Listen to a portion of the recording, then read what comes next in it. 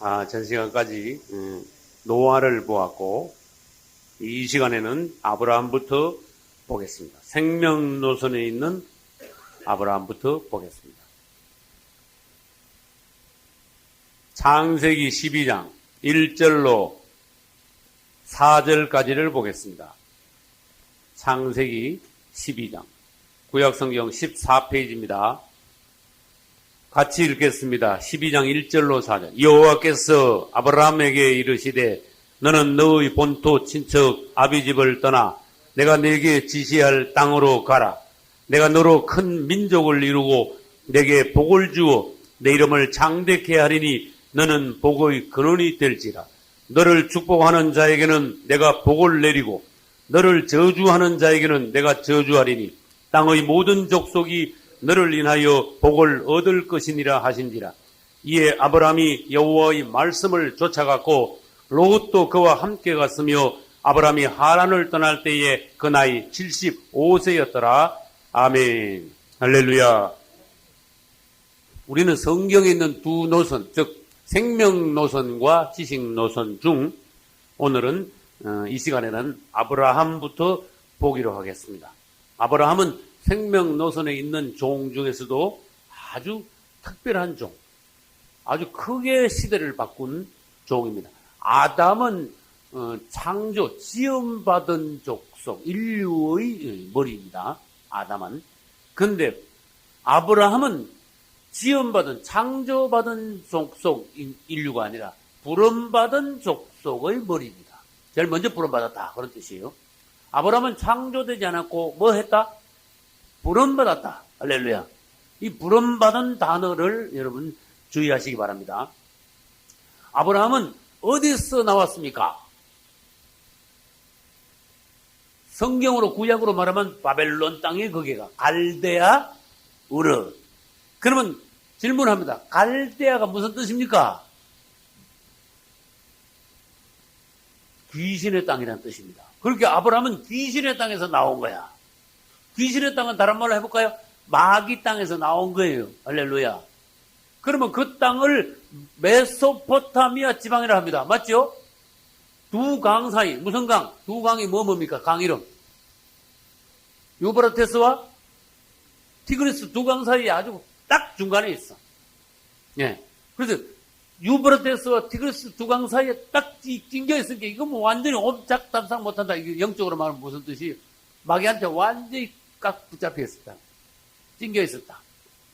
마귀 나라에 완전히 갇혀 있었다. 일로 나오고 싶어도 못 나오고 절로 나오고 싶어도 못 나오고. 그 두 강 사이에 끼어 있었다. 그 말은 메소포타미아 지방에 있었다. 그래서 아브라함은 두 강 사이에, 즉 귀신의 땅에 살다가 하나님의 부르심을 받고 아멘 하고 믿음으로 나왔어요. 할렐루야. 순종해서 나왔어요. 할렐루야. 우리가 하나님의 부르심을 받고 믿음으로 순종으로 우리는 예수 안으로 들어왔습니다. 세상에서 나와 예수 안에 들어왔습니다. 그래서 아브라함은 믿음으로 의롭다 하심을 받던 조상이에요. 어떻게 해서 의롭다함을 받는다고요?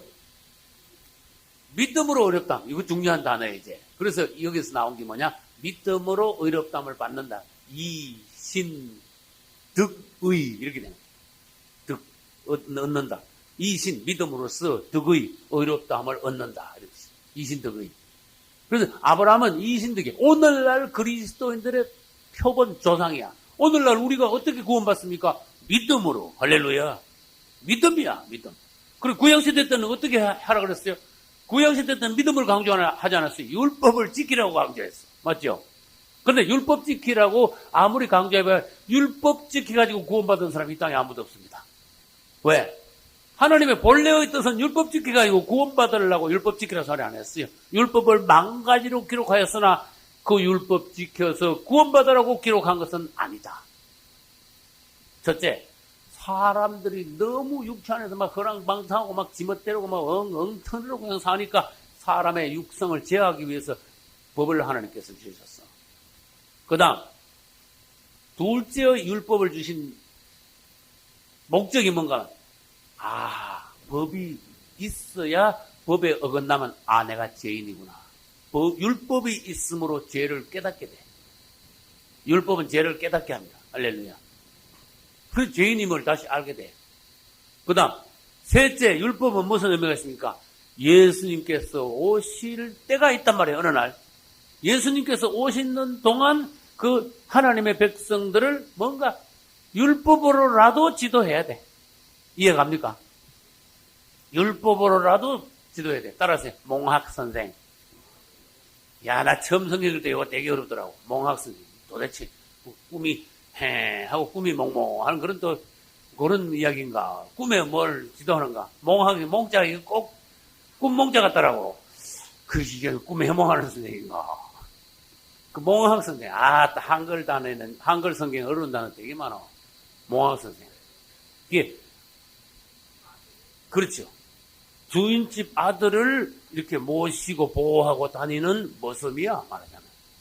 그거를 몽학 선생이라고 번역을 해놨어요. 얼마나 어렵냐 이거지. 근데 우리가 성경 처음 공부할 때는 저기 없었네. 지금 성낙홍 집사님 보시는 것이 해설이 없었네. 그럼 어디 가서 물을 수가 있어야지. 아무도 안 가르쳐주고. 옛날엔 참 답답했어요. 그죠? 지금은 해설서가 너무 많아. 몽학 선생 역할을 하는 게 뭐다? 율법이다. 그리고 지금 왜 이야기가 나왔습니까? 아브라함은요, 구약시대에 났지만은 벌써 믿음으로 의롭다함을 받았어. 그게 얼마나 높으냐, 그 말이에요. 얼마나 생명 노선 안에 있으냐고. 율법은 무슨 노선이다? 지식 노선. 믿음은 무슨 노선이다? 생명 노선. 믿음으로 의롭다함을 받는 거예요. 그 생명 노선. 그러니까 오늘날 우리가 예수 그리스도를 믿음으로 의롭다함을 구원받는 우리 그리스도인들의 조상이야 벌써. 맞죠? 그러니까 아브라함은 생명 노선에 있으면서 우리 믿는 이들의 조상이니까 우리에게 굉장히 귀한 존재예요. 아브라함이 어떤 역할을 하고 어떤 생애를 가졌고 이 아브라함의 생애를 통해서 우리가 많은 것을 교훈받고 본받아야 된다는 뜻이에요.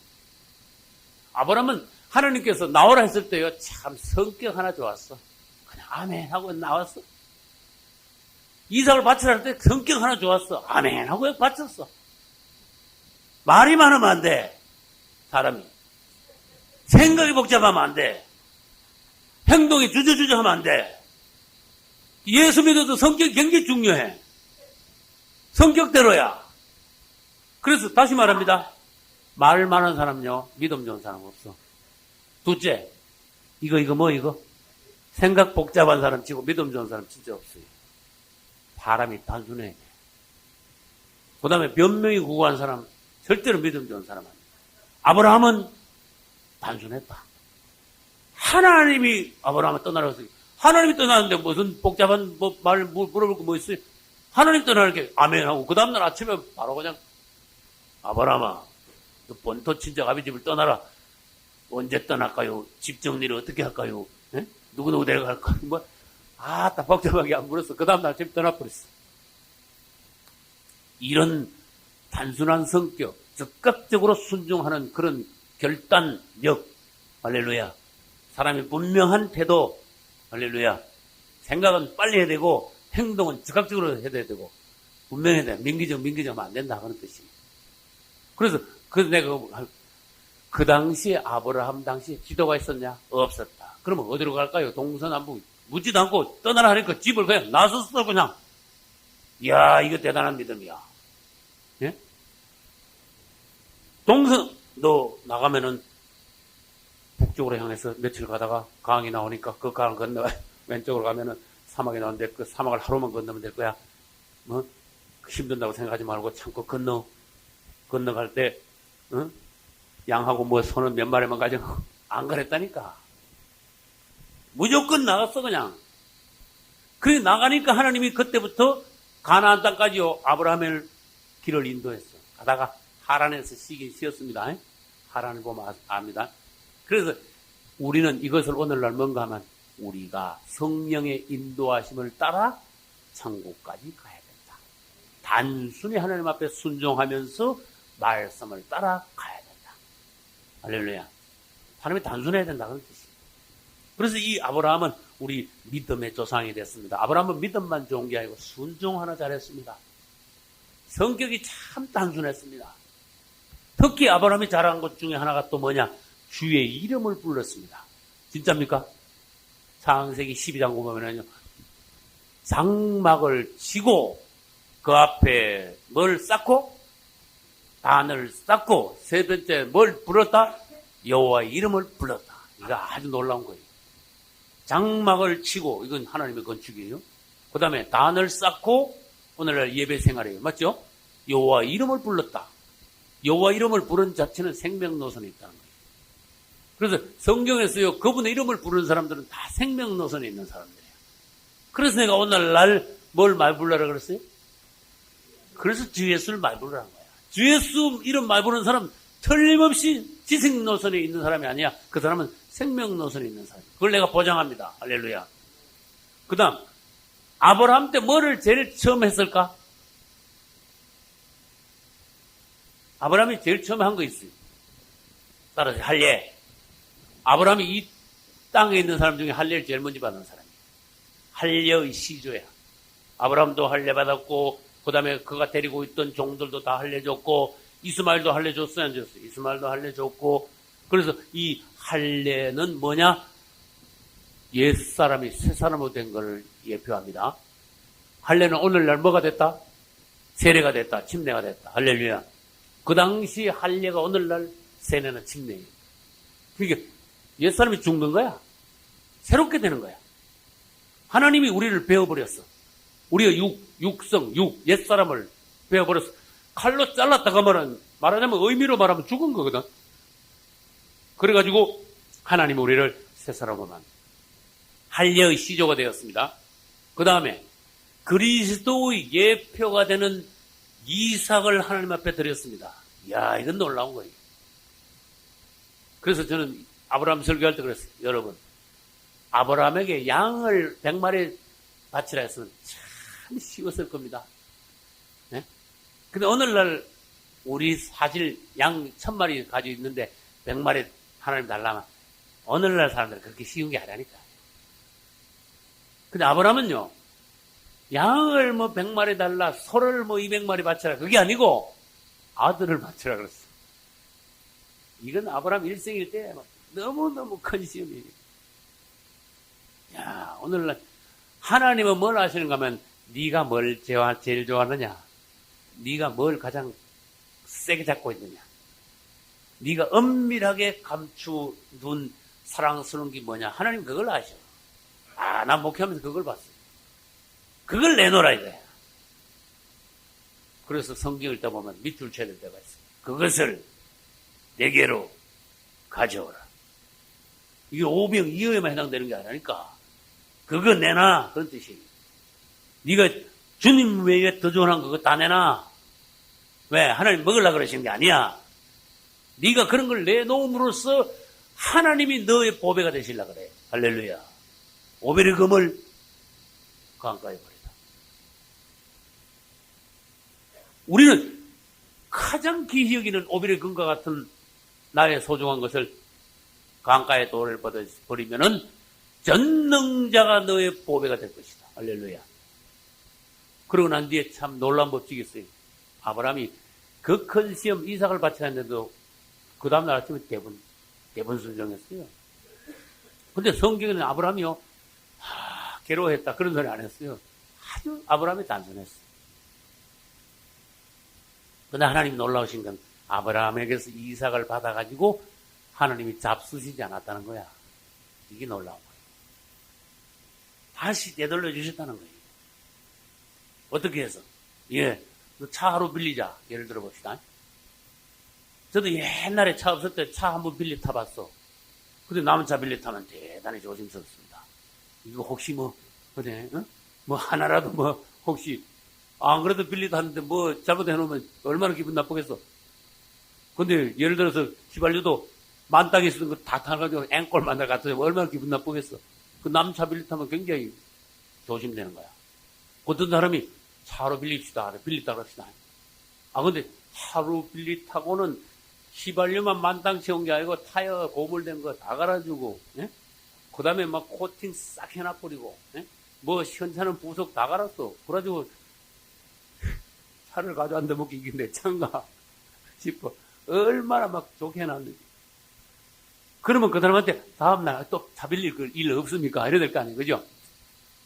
하나님이 이삭을 내놔라 그러는데 잡수려고 내놓으라는 게 아니고 이삭을 받아가지고 하나님이 축복하셔가지고 하나님의 손을 거쳐서 보통 이삭, 옛날 이삭이 아니라 부활의 이삭, 하나님의 손을 거친 이삭, 이런 이삭이 돼가지고 다시 돌려줬어요, 안 돌려줬어요?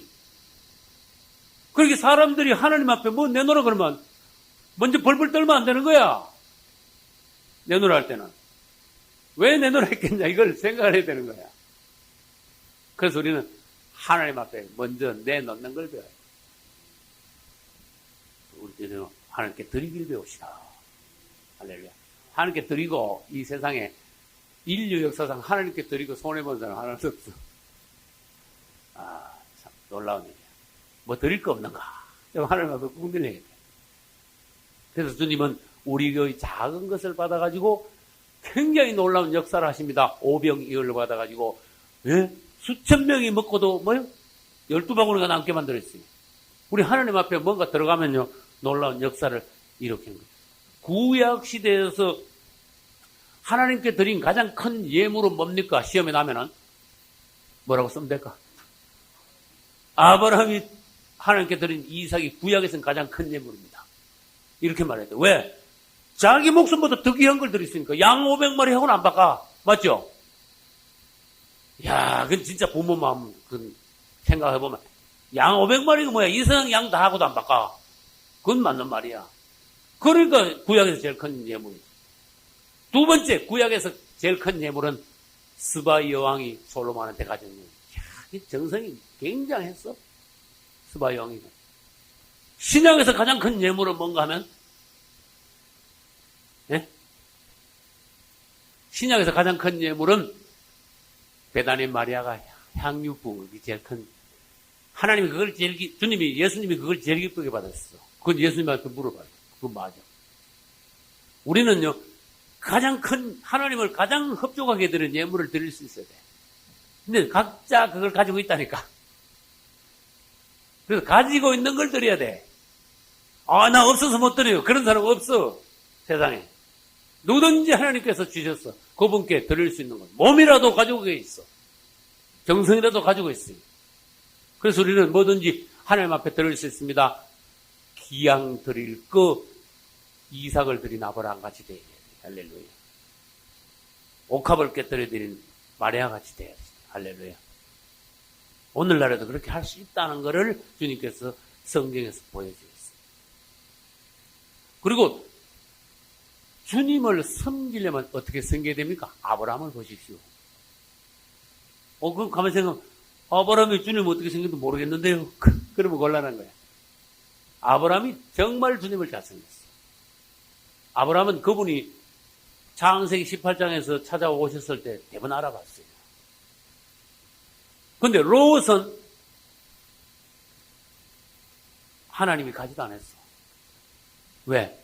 아브라함의 장막은 그 당시에 하나님의 성전과 같은 곳이에요. 장막, 흐름한 장막이지만은, 텐트지만은. 그러나, 롯이 사는 소돔성은 그 당시 최고의 도시야. 가장 빛과 번쩍했어. 그런데도 하나님은요, 그건 마귀소고래라고 하나님 안 가셨어. 아브라함의 장막을 하나님이 찾아오셨다는 건요, 놀라운 축복입니다. 그 아브라함의 장막이 곧 하나님의 집이다. 그런 뜻이야. 그래서 찾아왔을 때 아브라함은요, 정말로 극진히 그분을 대접했어. 세 사람이 찾아왔는데 밀가루 3알, 3분이 찾아오셨는데 소 1마리 잡았어. 무슨 말인지 알겠어요? 이 정성이 그만하니까 그렇게 하는 거야. 그리고 마음이 막 얼마나 기쁜지 막 그 손님을 대접하고자 하는, 주님을 대접하고자 하는 그 지극한 그 정성. 가지고 체리 놓으니까 잡수시는데 잡수시기 전에 발을 먼저 씻어드렸어. 할렐루야. 이야. 구약에서 하나님 발 씻어드리는 사람은 아브라함이고, 신약에서 주님 발 씻어드린 사람은 베다니 마리아. 아까 향유는 베다니 마리아가, 이야, 자기 머리털로 발을 씻긴 건 이건 또 더 놀라운 거야. 이야, 머리털은 여자의 영광입니다. 머리털로 발을 씻겼는데 그 당시 시몬은요, 예수님을 초청해놓고도 손님을 자기가 초청해놓고 손님이 오시는데 내다보지 않았네. 요런 나쁜 놈이 있나. 요거 사람을 모독하면 손님을 초청해놓고 나가보지도 않으면 그거 모독하는 거예요. 이스라엘 사람들한테는 그래. 아주 나쁜 놈이에요. 근데 웬걸 이웃집에 있던 마리아가 예수님이 오신다 소리를 듣고 어느덧 향유를 가져와가지고 초청한 사람은 내다보지는 않는데 마리아는 그분을요 너무나 뜨거운 정성으로 맞았어요. 원래 이스라엘 사람들이 손님 초청하면 맞이하고 나와가지고 입맞춥니다. 어서 오십시오. 환영이야. 따뜻한 환영이야. 시몬은 내다보지 않았고 입도 안 맞췄어. 근데 볼에다가 입 맞추지 않은 시몬에 대해서 마리아는 어디다 입을 맞췄는가 하면 발에다 입을 맞췄다니까. 이 정성이 얼마나 뒤가선가, 얼마나 반대인가 한번 생각해봐요. 이 하늘과 땅 차이야. 그만큼 주님을 사랑했어요. 이스라엘 사람들이 손님이 오면은 이스라엘 사람들은 어디가 제일 많이 더러우죠?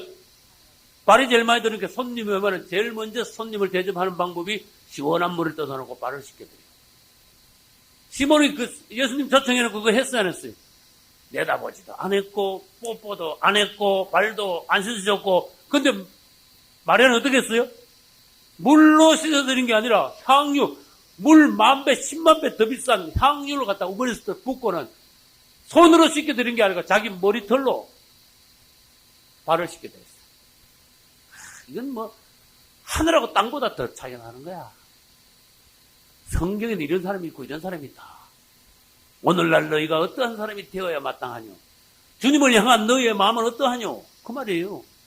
그냥 몸으로 섬기냐? 그냥 습관적으로 교회 왔다 갔다 하냐? 주님을 어느 정도 사랑하냐? 배단인 마리아 반이라도 사랑하냐?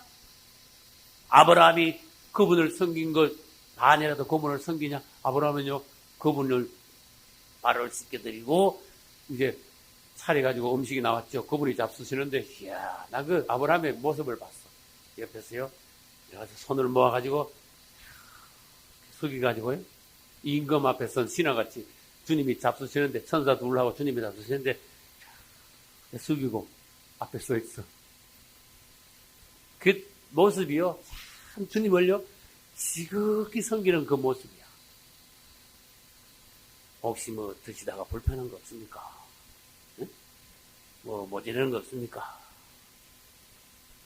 야, 내가 중국 갔는데요.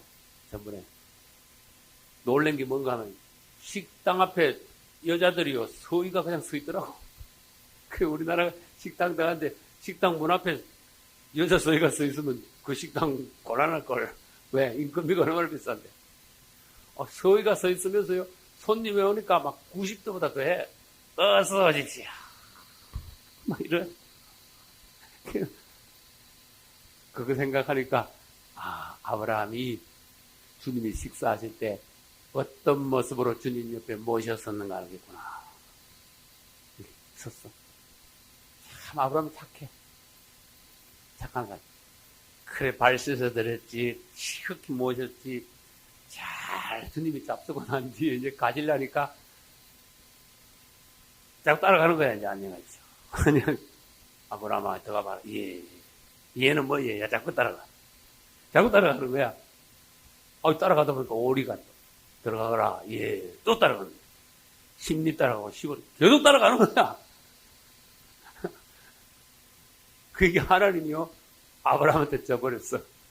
졌어. 내가 내 비밀을 종 아브라함에게 숨기겠느냐. 합쓰지 말을 하는 거야.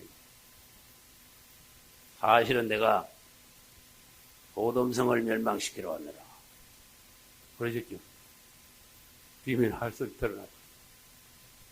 주님을 지극히 섬기면요. 주님 우리한테 미안해가지고 말씀을 하신다. 주님을 녹여버려야 돼. 할렐루야. 내가 어찌 내 비밀을 내 종 아브라함에 숨기겠느냐. 내가 소돔성을 멸망하리라.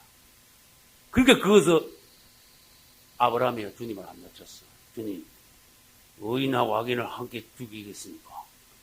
의로우신 재판장이신 우리 하나님이 의인과 악인을 막 한꺼번에 다 죽이겠습니까? 아니다. 의인 50명. 아이고, 아브라함도 통독커. 그 무슨 의인이 또 50자를 너무 큰 것부터 시작했어. 내가 보기엔. 어림도 없지. 50명이 그 어디 있습니까? 소돔성 안에. 5명부터 시작했고, 4명, 나 같으면, 예. 나 같으면 5명부터 시작했을 거예요. 아이고, 50명. 50명 있으면 때문 살리지. 그런 식이 하나님이. 45명, 40명, 35명, 30명. 결국은 어디까지 내려갔어요? 10명까지 내려가. 수십만 명 중에 10명도 없다는 거예요. 하나님 뭐라 말씀하시냐면, 잘 봐요. 그게 중요한 말씀. 10명 있다면 10명 봐서 나머지도 다 살리겠다. 하나님 그랬어요. 이게 무슨 말씀인가 잘 들어야 돼. 오늘날 이 시대에 의인 10명 있으면은 그 의인 10명 때문에 이 나라를 하나님께서 축복하시리라. 그런 시기야, 말하자면. 네? 이 교회에 10명 아니라 3명만 있으면은 이 교회 그 3명, 하나님 기뻐하시는 3명을 봐서 이 교회를 축복하리라. 할렐루야. 그런 말씀 맞잖아요. 할렐루야. 그 아브라함이 참 훌륭해. 생명노선에 있었어. 우리가 굉장히 큰 모범이야, 아브라함은. 그래서는 아브라함이 그 모든 면을 본받아야 돼. 여기서 아브라함의 모든 것이 끝난 거 아닙니다. 창세기 14장 보니까 전쟁이 갑자기 아브라함 사는 근방에 전쟁이 일어났네. 그 아브라함이 막 먼저 서먹게 막 야단 났어. 아브라함은 그 언덕 위에 살았습니다. 그 언덕 위에 사니까 언덕에 한 사람 보고 뭐 누가 쳐들어오겠어.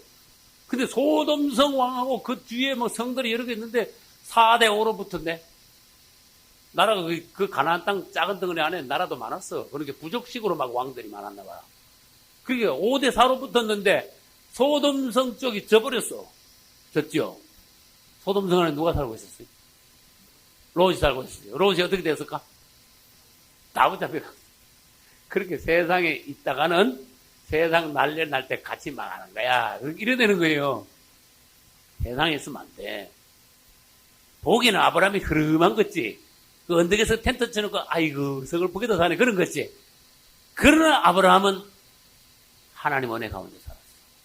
그게 아브라함 텐트가 하나님의 건축이야. 하나님은 소돔성에는 안 계셨고 가시지도 않았고 아브라함의 장막을 찾아가셨어. 할렐루야. 어디가 하나님의 장소냐? 그런 뜻이. 사람의 눈으로 보지 마라. 그런 뜻이. 근데 아브라함이 또 놀라워요. 전쟁에 나가지고 그냥 롯하고 롯 가족이 다 잡혀갔네. 이야, 나 아브라함 노인이나 그럴 줄 몰랐어. 노인이잖아. 75세에 나와가지고 지금 벌써 80세 이상 됐을 거 아니에요. 노인이 나 그런 노인 못 봤다. 얼마나 담대한지 하면 롯이 잡혀갔어요. 소문 듣지. 탁 일어나 버렸어. 여러분, 한번 상식적으로 생각합시다. 국가가 9국가가 있는데 5대4로 해가지고 5쪽이 졌어. 져가지고 소돔성이 망해버렸어. 소돔성 안에 있던 롯 가족도 사람이고 재산이고 다 뺏게 다 포로로 잡혀갔어. 그러니까 소돔성을 이긴 그 연합군이 얼마나 센 나라냐 그 말이에요. 한번 생각해봐. 소돔 왕도 그냥 죽은지 살았는지 다 도망가버려. 다 박살나버렸는데. 그러면 얼마나 그 센 연합군인데 아브라함이 뭐 머리 생각할 것도 없어. 롯이 잡혀갔대. 어? 당장 일어나가지고 롯을 잡아. 뭐 생각도 안 했어. 자기 집에서 기르던 318명 가신이라고 했어, 성경에는. 그게 말하자면, 조금 나쁜 의미로 말하면 머슴들 318명을 데리고 있었는 거야. 일이 사는 머슴들. 자기 밑에 가신. 이야, 아브라함은요, 영적으로 말하면 형제가 원수한테 포로된 걸 말해. 형제가 원수에게 포로된 것을 보고 생각 안 했어. 계산 안 했어. 당장 일어났어. 마귀한테 형제가 잡혀갔는데 두 번 내가 생각할 게 뭐였냐. 당장 가서 되찾아와야 된다. 그래서 318명을 데리고 막 쫓아갔어요. 근데 그 이긴 나라가 어떻게 됐어요? 이겼으니까 뭔가 있는 것, 없는 거 다 박살냈잖아. 다 포로로 잡았으니까 뭐 남아있는 게 뭐가 있어야지. 남아있는 게 하나도 없으니까 이제는 뭐예요? 막 먹고 놀고 시컷 두드려 놀고 막 밤에 막 늘어져가지 않은 거야. 오늘날로 말하면 술 먹고 완전히 100% 전부 다 곤드레 만들어 다 잡아져 버렸어. 그게 318명이 가가지고요. 그거 다 죽여버린 거야. 우리 같으면요, 너 금방 가지 마. 그거 얼마나 센 나라인지 알긴 알아, 너? 너 정신 있었어. 5 나라 왕도 졌잖아. 근데 사람이 좀 지혜롭게 해야 될 거 아니야. 이렇게, 이론은 잘 따져, 요즘 사람들은. 근데 아브라함은 내 형제가 잡혀간 건 난 못 본다. 내 형제가 잡혀간 거. 그래서 일어나가지고 꼭 다윗이 골리앗 때려눕히듯이 아브라함은 연합국 4개국 올려 군인들을 다 박살내고 누굴 찾아왔어? 롯의 가족을 또 찾아왔어. 할렐루야. 롯은 요즘 말로 하면 타락해가지고 빌빌하다가 마귀한테 잡혀갔는데 아브라함은 롯하고 얼마나 반대냐. 그 잡혀간 형제를 도로 되찾아왔다고. 근데 놀라운 일이 있어요. 되찾아올 때 누가 딱 나타나서 아브라함을 축복했어. 그 희한한 일이 다 있잖아요. 아브라함이 전쟁에서 이기고 올 때 딱 돌아오니까 멜기세덱이 축복을 딱 하고 밑도 없고 끝도 없어. 끝이야. 멜기세덱.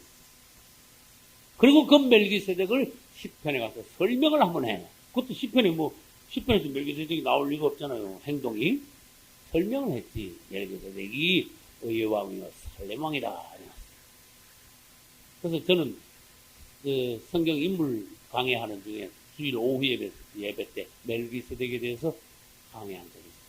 오후 예배 때. 이 테이프가 한 개 있으니까 멜기세덱에 대해서 들으시려면 테이프 사모님 들으시다. 이 멜기세덱이 아브라함을 축복했는데 평생 한 번 나오는데 언제 나오냐? 아브라함이 이기고 돌아왔을 때 나왔으니까 얼마나 그 장면이 중요한 장면이냐고 말이야. 멜기세덱이 시시한 장면에서 등장했다고 썼습니까? 얼마나 중요한 장면이야. 이때 나는 멜기세덱을 예수님이라고 봅니다. 육체로 나타나신 예수님. 왜? 살렘 왕이니까. 살렘 왕은 다른 말로 평강의 왕. 예수님의 이름이 이사야 9장 6절 끝에 보면은요, 평강의 왕이라. 예수님의 이름 평강의 왕.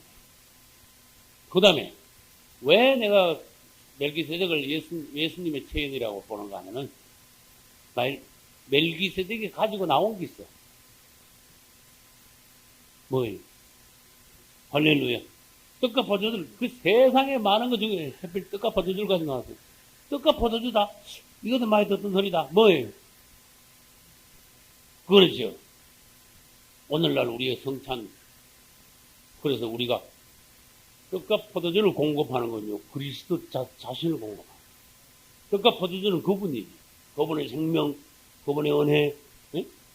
그분을 공급하는 거예요. 그리스도 자체를 공급하는 거예요. 멜기세덱은 떡과 포도주로 아브라함을 공급했어요. 그러면 왜 전쟁 갈 때 공급 안 하고 올 때 공급합니까? 이런 거 질문하는 게 성경 연구하는 거야. 우리가 원수들과 싸워 이길 때 주님께서는 우리들에게 더욱 어떻게 해요? 그분을 공급하시며 그분의 영으로 충만하게 하시고 더욱 축복하시고 이길 때마다 더 힘나게 하셔. 이길 때마다. 할렐루야. 이제 다윗 때 가면 알겠습니다. 마귀를 때리잡을 때 아브라함의 측면에 봐서는 그분이 그분 자신을 다시 공급하시고 힘을 더욱 나게 하시고 다윗의 측면으로 봐서는 우리가 원수를 때리잡을 때 전리품을 빼앗아가지고 하나님의 건축을 할 수 있도록 드릴 수 있게 됩니다. 그래서 다윗의 측면으로 보면은 우리가 오늘날 마귀를 이길 수 없으면 우리에게 건축을 할 방법이 없어요. 하나님의 교회를 건축할 방법이 없어요. 이게 물질적인 건축 이야기하는 겁니다. 우리 자신을 하나님의 성전으로 건축하려면은 마귀를 때려잡아야 돼. 그래서 전리품을 뺏어와야 돼. 그게 이스라엘로 말하면은 애굽에서 나올 때 빈손으로 나오면 안 돼. 맞죠? 애굽에서 나올 때 왕창 가지고 나와야 돼. 오늘날 여러분들이 세상에 가면은 왕창 끌고 와야 돼. 어쨌든 간에. 그렇다고 나쁜 짓 하면 안 됩니다. 정당하게 막 끌고 와야 돼. 막 끌고 가가지고 이걸 무슨 목적으로? 하나님의 교회, 복음을 위하여 하나님의 교회를 위해서 막 드려야 돼. 세상에서 막 최대한 끌고 와. 세상에 나가서.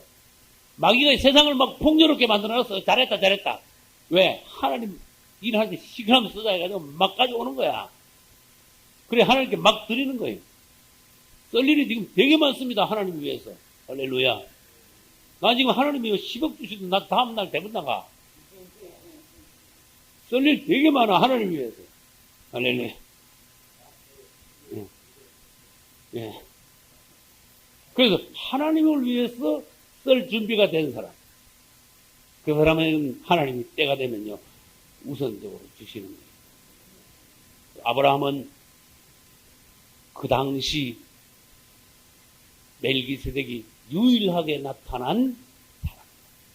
유일하게 멜기세덱으로부터 떡과 포도주, 그리스도 자신을 공급받은 사람입니다. 할렐루야. 그럼 아브라함이 몇 세 이상 낳았어요? 100세 이상 낳았죠. 그 아브라함이 75세에 부름받는데 76세 이상 안 낳고 왜 100세에 낳았을까? 이런 걸 물어줘야 되는데. 75세에 갈대오에서 나왔네. 하란을 거쳐서 가나안 땅에 부름받아 나왔는데 76세에 왜 못 낳는가 하면 그때는 아직도 옛 사람이, 천년적인 사람이 살아있었어요. 따라서 육성의 반대는 영성이에요. 육적 기질. 무슨 말인지 알겠어요? 육적인 거, 옛사람 육적인 거, 변화되지 않은 그 육적인 기질, 육성. 육성이 그냥 있기 때문에 그 육성을 통해서 이삭이 나면 안 돼. 완전히 아브라함이 하나님의 사람이 됐을 때, 완전히 변화됐을 때 그 변화된 아브라함에게서 이삭이 나와줘야 돼. 다른 말로 해볼까요? 모세가 40세 때 막 일어났다. 맞아요? 모세가 막 40세 때 하나님 일을 한다고 막 탁 일어나가지고 내가 이 민족을 내가 구원해야 되겠다. 왔다, 포부도 좋다. 근데 막 하다가 뭐 웬걸 사람을 때려잡았네. 이건 되겠습니까? 포부 가지고 하다가 사람 잡는다. 무슨 말인지 알겠어요? 그냥 내 기질 가지고 막 내가 막 크게 한번 해봐야지. 돌아다니면서 사람 잡는 사람. 하나님은 너 하지 마. 너 그만해. 그래가지고요, 육성이 막 강한 사람을 하나님이 막 팍 내려앉혔거든요. 목회가 안 되게. 그래가지고 푹 썩을 때까지 기다렸어요. 완전히 푹 썩을. 모세는 몇 년 썩었다? 40년 썩었다. 40년 썩어가지고 완전히 푹 썩을 때까지 기다리고 난 뒤에 육성이 완전히 썩고 뭐만 남았는 거? 영만 남았어. 육적 기질이 완전히 쑥 빠져나가 버렸어. 그럴 때 하나님이 찾아오셔가지고 모세야, 너 외국으로 가라. 그렇게 모세가 나 이제 못해. 40세 되거든. 나 이제 못해. 근데 사람이 나 못해요 한데 그때가 하나님 하시. 내가 한번 해보겠습니다 하고 팍 일어날 때 넌 안 돼. 사람하고 하나님이 얼마나 다른가 그걸 알아야 돼. 배워야 돼. 아브라함도 마찬가지. 맞죠? 75세 때 같으면요, 애 낳는데 지장 없어. 나이는 제법 많지만. 왜? 75세, 76세, 77세, 막, 그래가지고, 85세 가지고 누구 낳았을까? 이스마엘을 낳았으니까. 그럼 76세 뭐 이상 낳는데 지장 없는데 웬걸? 그거, 85세 낳은 것도 그거 아니야. 내쫓아. 왜? 육으로 낳았습니다. 그 다음, 내가 낳았습니다. 또, 하나님께서 주신 아들이 아니고 다른 방법으로 변칙적으로 나왔습니다. 그래서 오늘날 우리가 목회한다면서, 오늘날 하나님 일을 한다면서 이스마엘들을 마음에 놓고 다녀. 근데 그거 아니야. 네가 뭐 이스마엘 네가 하나님 했다고 그거 난 몰라. 이거하고 뭐하고 연관되냐? 주여지 우리가 주 이름으로 선지자 노릇 했잖냐. 그거 난 몰라. 그 이스마엘이야. 하나님 그러십니다. 그 아브라함이 모세는 푹 썩는데 40년 걸렸고 아브라함은 푹 썩는데 몇 년 걸렸다? 아니요. 25년 걸렸잖아. 75세에 부름받아 나가 몇 세 이상 낳았어요? 100세 낳았으니까 25년 푹 썩는데 25년 걸렸다.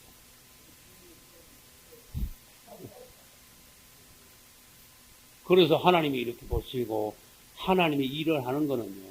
어떤 오기 가지고 인간적인 어떤 막 감정 안에서 혼란해서 어떤 막 가고나 열심이나 이런 거 가지고 하나님이 일이 되는 게 아니라는 거예요. 네가 어느 정도 하나님 앞에서 육성이 완전히 썩은, 완전히 없어졌냐? 자아가 완전히 파쇄됐느냐? 할렐루야. 자아, 내 혼이 완전히 하나님 앞에서 파쇄돼버리고 옛사람이 완전히 끝나줘야 되는 거야. 그래서 사람이 끝났을 때 하나님은 시작하십니다. 그래서 아브라함이 이삭을 낳은 거는 이건 굉장히 중요한 교훈입니다. 아브라함이 이삭 낳기 전에 이스마엘 낳았지만은 하나님 앞에 내쫓김을 받았다. 이스마엘 안 만나봐라. 그거 아브라함의 상속자가 아니다. 내쫓아라. 이삭이 아니고 아브라함이 이스마엘이 아브라함을 상속하다가는 큰일 난다고. 무슨 뜻인지 잘 생각해봐요. 이삭으로 하여금 상속하게 해야지. 이스마엘이 아브라함 재산을 상속하면, 가문을 상속하면 그 아브라함 가문 그 망한다. 무슨 말인지 잘 알아들어야 돼요. 왜? 하나님이 그걸 세우신 게 낳게 한 게 아니기 때문에 그래요. 그래 하나님은 25년을 기다렸는데 아브라함이 완전히 죽을 때까지 기다렸어. 풍성할 때까지 기다렸어.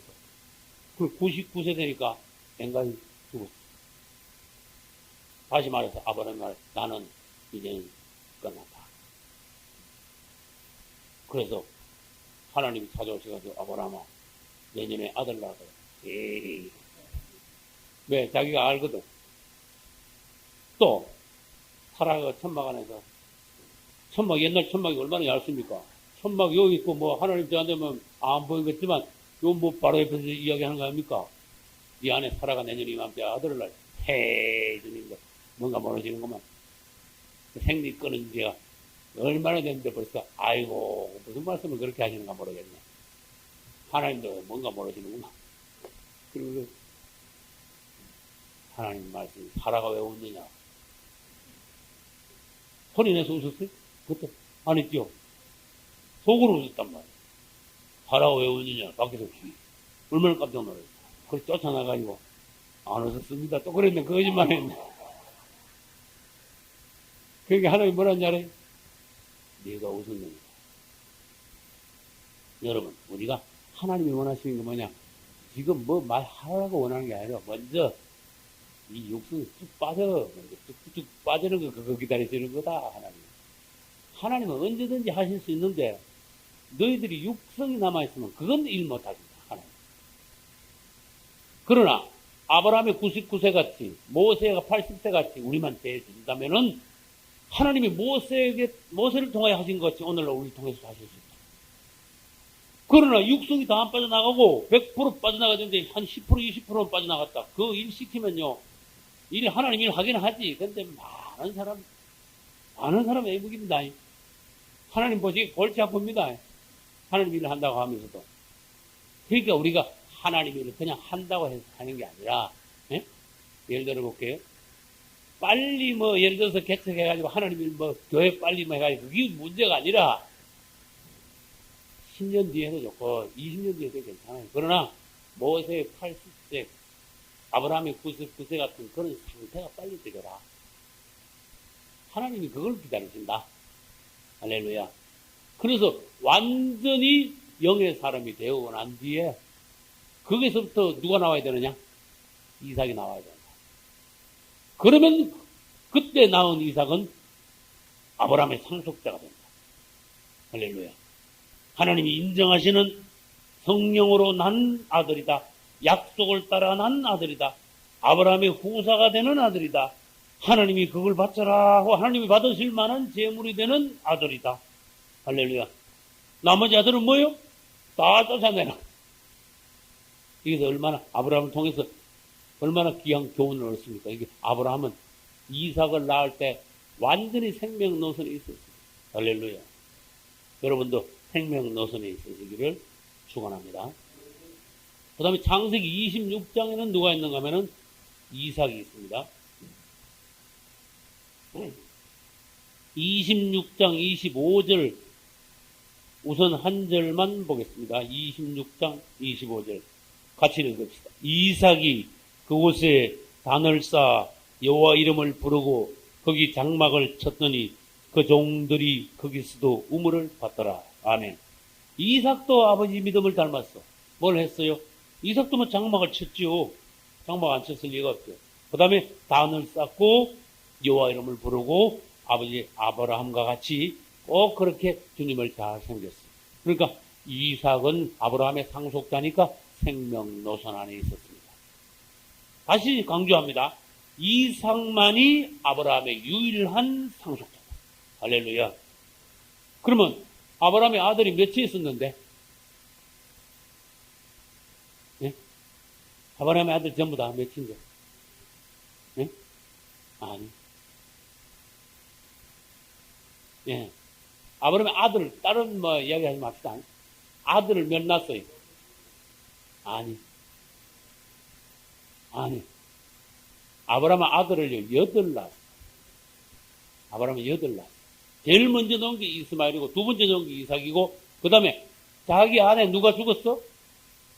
사라가 죽고 난 뒤에, 그 다음에 이삭이가 먼저 결혼하고, 이삭이가 결혼하는 거 보고는 아브라함이 재혼을 했어요. 재혼을 했는데, 재혼한 아내에게서 아들이 몇 나왔을까? 6이 나왔어. 그러니까 아브라함의 아들은 8이야. 8이면 우리가 상식적으로 생각하면 어쨌든 뭐 재혼해서 낳든 어쨌든 골고루 나눠줘야 될 거 아니야. 그런데 하나님의 법은 그게 아니야. 아브라함은 재산을 이삭한테 다 물렸어. 이게 영적으로 굉장히 중요한 의미예요. 인간적인 어떤 인간적인 정 문제가 문제가 아니라니까. 도리 문제가 아니라니까. 아브라함의 이삭만이 하나님께서 인정하시는 아들이다. 우리 멋대로 뭐 행한 거는 하나님 앞에 입지가 없다. 여지가 없다. 인정하시지 않는다. 그런데 이삭은 또 뭐가 유명한가 하면 예수 그리스도의 예표예요. 이삭이 예수님을 되게 많이 닮았어. 첫째, 마태복음 1장 1절 보면 마태복음에서 제일 먼저 나오는 사람 이름이 누구예요? 1장 1절. 네? 마태복음 1장 1절에 제일 먼저 나오는 사람 이름. 아브라함. 그 다음에 두 번째 나오는 이름? 다윗의 이름. 또 그 다음에 세 번째 나오는 이름? 예수 그리스도. 그러면 설명을 할게요. 언젠가 마태복음 혹시 할 수 있을지 모르겠습니다만 저는 라디오 설교에서 마태복음을 14장까지 하고 마태복음 테이프 9개가 나왔어요. 마태복음 강의 테이프가. 이제 딱 절반하고 9개가 나왔어요. 근데 그때 내가 강의할 때 아브라함과 다윗의 자손 예수 그리스도라 한 것은 예수님이 아브라함의 자손이라고 말씀하신 겁니다. 또 다윗의 자손이기도 합니다. 여기서 자손이라는 단어는 저 밑에 있는 자손이라고 도 해석할 수 있지만 아들, 씨라고도 해석할 수 있습니다. 그럼 예수님을 아브라함의 아들로 보셨습니다. 하나님은. 그 다음에 또 누구의 자손? 다윗의 자손. 예수님은 다윗의 아들로 보셨습니다. 그래서 우리 예수님은 아브라함의 아들이시면서 다윗의 아들입니다. 무슨 말인지 알겠죠? 그러면 질문, 아브라함의 아들이 누군데요? 그럼 물어야 돼요. 이스마엘입니까? 그럼 물어야 돼요. 아브라함의 아들은 이삭이다. 예수님은 이삭과 같은 분이시다. 그런 뜻입니다. 그러니까 이삭은 예수 그리스도의 예표다. 이렇게 말해요. 예수님하고 이삭하고 비교해야 되겠습니까만은 실제로는 이삭이 예수 그리스도의 예표다. 그래서 우리는 이런 하나하나를 통해서 예수님의 어떤 방면들을 깊이 깨닫자. 또 다윗의 자손, 다윗의 아들, 다윗의 씨. 같은 단어예요. 그러면 예수님은 다윗의 아들, 즉 솔로몬입니다 하는 뜻이에요. 그러니까 솔로몬은 누구의 예표다? 예수님의 예표다. 이렇게 됩니다. 마태복음 1장 1절에 의하면은. 그러면 먼저 아브라함의 아들이라고 그랬는데 예수님을 이삭이라고 그랬는데 이삭하고 예수님하고 닮은 게 뭔데요? 이삭은 어떤 면에서 예수님을 예표하는데요? 이렇게 물어줘야 돼요. 그러면 우리는 결국은 뭘 배우는가 하면 예수님이 누구신가 이걸 알게 됩니다. 그분을 아는 지식이 가장 고상합니다. 할렐루야. 이 우주에서 박사학위를 100개 가지고 있어도 그분을 아는 거에 되면 아무것도 아니야. 예수님을 아는 거에 대한. 예수님을 안다는 것은 이 세상에서 가장 깊고 높은 걸 아는 거야. 하나님이 그걸 제일 기뻐하시는 거야. 그래서 여러분 성경을 연구할 때 초점을요 무조건 그분에다 맞춰야 돼. 예수. 오늘 여기서 예수님은 어떻게 나타나시는가? 그래서 아브라함을 공부할 때, 이삭을 공부할 때 예수님하고 어떻게 연관시키느냐? 그래서 오늘 이삭이 바로 나왔어. 그래서 이삭이 나왔을 때 이삭은 예수님하고 연관 안 지어주면 그 설교는요 점수 없어. 예수님하고 연관. 이삭은 예수 그리스도의 예표입니다. 이러면 벌써 50점 이상 들어가는 거야. 할렐루야. 어떻게? 아브라함의 유일한 상속자입니다. 우리 예수님만이 하나님 아버지의 유일하신 후사입니다. 우리 예수 그리스도만이 이 우주의 정권을 상속받는 후사이십니다. 맞죠? 우리 하나님이 예수님에게 정권을 다 주셨어. 권세를 다 이양하셨어. 누구에게 이걸 넘겼습니까? 예수님께 다 넘겼습니다. 다른 사람 누구 받은 사람이 있습니까? 없습니다. 그리고 난 이제 그분은 또 우리에게 작은 왕으로 주시는 거예요. 예수님 왕 중에 왕이시고 정권을 가지고 있고 우리는 작은 왕, 다른 말로 분봉왕이에요. 할렐루야. 자, 그러면 한 가지 했습니다. 이삭을 지금 공부하겠습니다. 생명노선에 있는 이삭, 예수 그리스도의 예표다. 유일한 상속자다. 그 다음 봐요.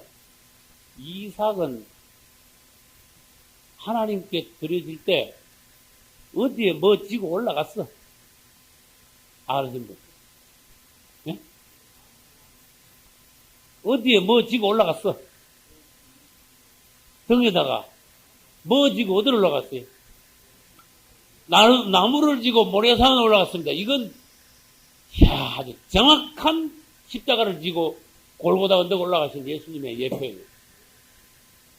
근데 이삭이 장작 지고 올라간 그 산이 예수님 십자가 지고 올라간 그 산하고 멀리 떨어진 줄 아십니까? 거기야 희한한 일이 벌어졌어요. 모리아산 그러니까 아주 시골에 아주 황량한데 그게 시골산에 올라가는 줄 알지. 근데 그 이삭이 나무 지고 올라간 그 산이 모리아산 위에 성전을 건축했어요. 맞습니까? 솔로몬이 성전 건축할 때 이삭을 바쳤던 그 자리에다가 성전을 건축한 거야. 예루살렘 성전. 그렇게 예수님이 그 십자가 지고 그 옆에 골고다 언덕 올라갈 때 그 근방이 아니냐고 말이야. 그 예루살렘 같은 예루살렘 아니냐고 말이야. 응? 그래서 이삭은 장작을 지고 모리아 산으로 올라갔습니다. 그것은 예수님이 십자가 나무죠. 십자가를 다 같은 나무야. 십자가를 지고 죽을러 올라가는 거야. 이삭도 지금 십자가 지고 죽을러 올라가는 거죠. 그 나무 장작이 뭔데? 자기 태워 죽일 나무야. 예수님이 십자가 지고 올라가신 게 뭔데? 자기가 못 박혀 죽을 나무야. 두 사람이 다 나무를 지고 올라가셨어. 그래서 이삭은 예수 그리스도의 예표다. 그 다음에 이삭이 특이한 거, 예수님하고 닮은 거 하나 더 있는데, 이삭이 장가를 갔습니다. 요건 약간 다른 조금 낮다 하면 낮은 질문이에요. 이삭이 장가 몇 살에 장가간지 아세요? 응? 예, 목사님 맞아요. 40세가. 또 질문할게요. 그것은 끝난 게 아니니까. 그럼 이삭이 누굴 낳았어요? 에서와 야곱을 낳았죠. 그 에서와 야곱을 몇 살에 낳은지 아세요? 이런 질문이 낮긴 낮은 질문이야. 이거 뭐 알면 뭐해. 그런데 그걸 참고로 알아야 돼.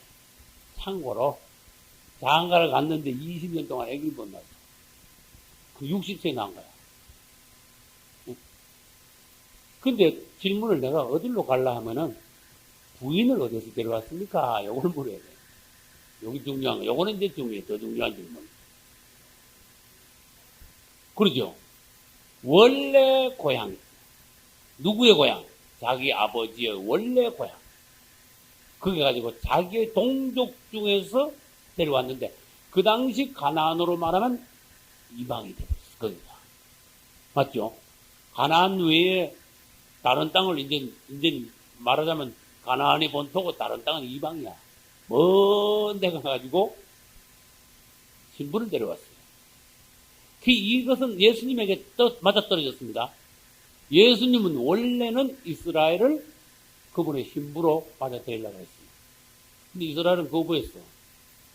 그래가지고 이방 사람들이 구원받는, 따라서 이방인일 때, 우리 정말로 할 때 이방인일 때 얼마나 오래 했습니까? 그죠? 이방인일 때. 그럼 좀 있으면 이방인일 때는 어떻게 될까? 끝난다 그랬죠? 언제, 이거 또 딴 데로 나갔네. 언제 끝나, 이방인일 때는? 몇 년도는 있습니까? 이방인 때 몇 년도 끝나는가? 무슨 사건이 있으면 그날이 이방인 때가 끝나는 그 날까지 나왔잖아. 무슨 날? 적그리스도가 등장하여 이스라엘과 7년 조약을 맺는 그날 이방인 때는 끝나요. 이방인 때가 끝나는 게 뭔데요? 그 교회 다니면서 예를 들어서 집사가 내가 이방인 때가 뭔데요? 물으면 아이고 따라서 나이롱이다. 그거 진짜 나이롱 집사. 아니 집사까지 됐으면 성경 한 번도 안 읽었나 그지? 그리고 이방인 때가 뭔지, 이방인 때가 언제 오는 건지, 언제 끝나는지, 이방인 때 뒤에 뭔지 이 정도는 알아야지 그도 집사지. 그거 모르면 우리 말로 나이롱이다. 한국엔 나이롱이 많다. 그걸 아죠. 그런데 적그리스도 나타나면은 반드시 그가 가장 중요한 일을 하는데 이스라엘이 중심이야. 이 세계 역사는 이스라엘이 중심입니다. 그래서 이스라엘과 7년 평화 조약을 맺는 날 이방인 때는 어떻게 돼요? 끝난다고 말이에요. 그러면 이번은 왜 이방이 나왔느냐? 예수님은 원래는 유대인들을 신부로 맞이하는데 유대인들이 거부함으로써 이방에서 신부를 데려온 거야. 그러니까 뭐 이삭하고 지금 뭐 통하는 거 있어요, 없어요? 이삭이 먼데 이방에 가서 리브가를 데려왔잖아. 그래서 리브가는 교회를 예표한다. 그 다음에 이삭은 누굴 예표한다? 그리스도를 예표한다. 맞죠? 그렇게 이야기가 딱 맞아떨어져요. 그래서 성경에서 교회를 예표하는 여자들이 가끔 있어요. 그 다음에 그리스도를 예표하는 사람들이 가끔 있어요. 아무튼 리브가는 오늘날 교회를 예표합니다. 이삭도 자기 아버지 아브라함과 같이 단을 쌓고 여호와 이름을 불렀습니다. 즉 생명 노선에 있었습니다. 오늘날 봐요. 현실적으로 봅시다. 지식 노선에 떨어진 사람들, 그냥 전통에 매여가지고 지식적으로 그냥 습관적으로 신앙생활 하는 사람들이 예수 이름 부르냐? 안 부른다. 예수 이름 부르는 것을 실천할 때 계속 예수 이름을 부를 때 그 사람은 어느덧 지식 노선에서 생명 노선으로 올라오게 된다. 노선이 바뀌게 된다. 할렐루야. 그래서 불러라는 거예요. 그분을 부르는데 그분이 성령이 우리 안에 오시지 않을 수가 없어요. 그러면 그분을 계속 부르면 성령으로 점점 더 충만해집니다. 그 사람은 주님 안에 있게 됩니다. 그리고 그 사람은 생명 노선에 돌아오게 됩니다. 할렐루야. 아멘. 예수 이름 많이 부르세요. 할렐루야. 말하자면 수지 맞습니다. 대단히 수지 맞습니다. 말하자면 이런 비교하면 되겠네. 한 번 부르는데 1억씩 번다 그런 생각하면 돼. 아따 그러면 막 부지런히 부르게 될 거야. 예. 1억보다 더 할걸요. 예. 1억보다 더 많이 벌걸. 그 하나님한테 한번 물어봐요. 너가 예수 이름 한 부르는데 가치가 1억밖에 안 되겠냐? 그러실 거 아니에요. 수지 맞는 거예요. 그분 이름 부르는. 그 다음 이삭이 굉장히 평화한 사람이야. 이삭은 싸움을 안 했어. 사람들이 자기 우물이라고, 자기 우물도 아닌데 자기 우물을 뺏으니까, 그래, 알았어. 자기가. 딴 데 가서 봤어요. 자기가 봤는데, 이삭이 분명히 봤는데 사람들이 와가지고, 야, 이거 내 거야. 또 그랬네. 그러면 여러분들, 99.9%가, 야, 너 정신 있냐면, 어제 내가 판 걸 내 거야. 오늘 내 거라면, 이걸 그냥, 그럴 거 아니야. 당장 어제 내가 팠는데 오늘 나가지고 짓거래. 그 사람 막, 아이고, 완전히 혈기나게 생겼어. 근데 이삭이가 참 사람이죠. 그래, 알았어. 가져가요. 가져가라고 했어. 근데요, 이거 인내를 완전히 시험하네. 세 번째 판데, 세 번째 또 왔어. 또 자기 셈이래. 그럼 셈 하나가 뭐, 그 당시 제일 큰 재산은 셈입니다. 그걸 아셔야 돼요. 셈 하나 파면 이건 뭐, 오늘날로 말하면 이건 뭐, 어마어마하게 한 재산이야. 물이 그 당시에는 너무 물이 없기 때문에. 예. 예. 그리고 셈만 파도 물이 잘 안 나고, 그래가지고 말하자면은 뭐 수십 번 파면 물 조금 나올까 그런 시대고, 그런 땅이고. 그래서 이삭이 셈을 세 번을 뺏겼습니다.